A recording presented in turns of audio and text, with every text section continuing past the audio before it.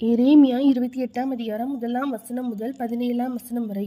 யூதாவுடைய ராஜாவாகிய சிதேக்கியா அரசாள துவக்கின 4ஆம் வருஷம் 5ஆம் மாதத்திலே அசூரின் குமாரனாகிய அனனியா எனப்பட்ட கிபியோன் ஊரானாகிய தீர்க்கதரிசி கர்த்தருடைய ஆலயத்திலே ஆசாரியர்களும் சகல ஜனங்களும் பார்த்திருக்க என்னை நோக்கி, இஸ்ரவேலின் தேவனாகிய சேனைகளின் கர்த்தர் உரைக்கிறது என்னவென்றால், பாபிலோன் ராஜாவின் நுகத்தை முறித்தேன். பாபிலோன் ராஜாவாகிய நேபுகாத்நேச்சர் இவ்விடத்திலிருந்து எடுத்து பாபிலோனுக்கு கொண்டு போன கர்த்தருடைய ஆலயத்தின் பனிமுட்டுகளை எல்லாம் நான் 2 வருஷ காலத்தில் இவ்விடத்திற்கு திரும்ப கொண்டு வர பண்ணுவேன். யோயாக்கீமின் குமாரனாகிய எகோனியா என்கிற யூதாவுடைய ராஜாவையும் பாபிலோனுக்கு சிறையாக கொண்டு போகப்பட்ட யூதர் அனைவரையும் நான் இவ்விடத்துக்கு திரும்பி வர பண்ணுவேன். பாபிலோன் ராஜாவின் நுகத்தை உடைப்பேன் என்றார் என்று சொன்னான். அப்பொழுது எரேமியா தீர்க்கதரிசி ஆசாரியர்கள் பார்த்திருக்கவும் கர்த்தருடைய ஆலயத்தில் நின்றிருந்த ஜனங்கள் எல்லாரும் பார்த்திருக்கவும் அனனியா தீர்க்கதரிசியை நோக்கி, ஆமேன், கர்த்தர் அப்படியே செய்வாராக. கர்த்தருடைய ஆலயத்தில் பனிமுட்டுகளையும் சிறைப்பட்டு போன அனைவரையும் பாபிலோனிலிருந்து திரும்பி வர பண்ணுவார் என்று நீ தீர்க்க தரிசனமாக சொன்ன உன் வார்த்தைகளை கர்த்தர் நிறைவேற்றுவாராக. ஆகிலும் உன் செவிகளும் சகல ஜனத்தின் செவிகளும் கேட்க நான் சொல்லும் வார்த்தையை கேள்.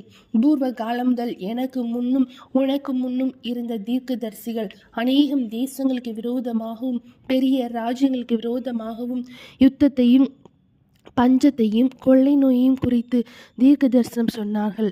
சமாதானம் வரும் என்று தீர்க்க தரிசனம் சொல்லியிருக்க அந்த தீர்க்கதரிசி சொன்ன வார்த்தையின்படியே வந்தாள். அப்பொழுது அவன் கர்த்தர் மெய்யாய் அனுப்பின தீர்க்கதரிசியாக விளங்குவான் என்று எரேமியா தீர்க்கதரிசி சொன்னான். அப்பொழுது அனனியா என்கிற தீர்க்கதரிசி எரேமியா தீர்க்கதரிசியின் கழுத்தில் இருந்த நுகத்தை எடுத்து அதை உடைத்து போட்டான்.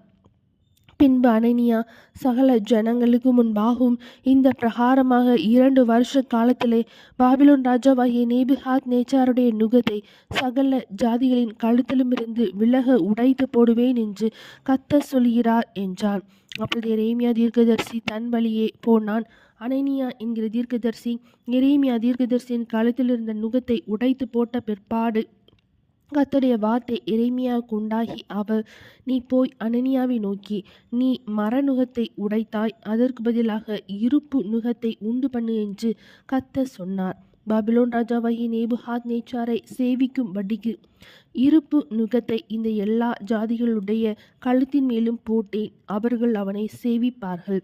வெளியின் மிருக ஜீவன்களையும் அவனுக்கு ஒப்பு கொடுத்தேன் என்று இஸ்ரவேலின் தேவனாகிய சேனைகளின் கர்த்தர் உரைக்கிறார் என்று சொல் என்றார். பின்பு எரேமியா தீர்க்கதரிசி அனனியா என்கிற தீர்க்கதரிசியை நோக்கி, இப்பொழுதும் அனனியாவை கேள், கர்த்தர் உன்னை அனுப்பினதில்லை. நீயோ இந்த ஜனத்தை பொய்யை நம்பும்படி செய்தாய். ஆகையால் இதோ உன்னை பூமியின் மேல் இராதபடிக்கு அகற்றி விடுவேன். இந்த வருஷத்திலே நீ சாவாய் என்று கர்த்தர் சொல்கிறார். கர்த்தருக்கு விரோதமாய் கலகம் உண்டாக பேசினாயே என்றான். அப்படியே அனனியா என்கிற தீர்க்கதரிசி அவ்வருஷத்திலே தானே 7ஆம் மாதத்தில் செத்து போனான். எரேமியா 28ஆம் அதிகாரம் முடிந்தது.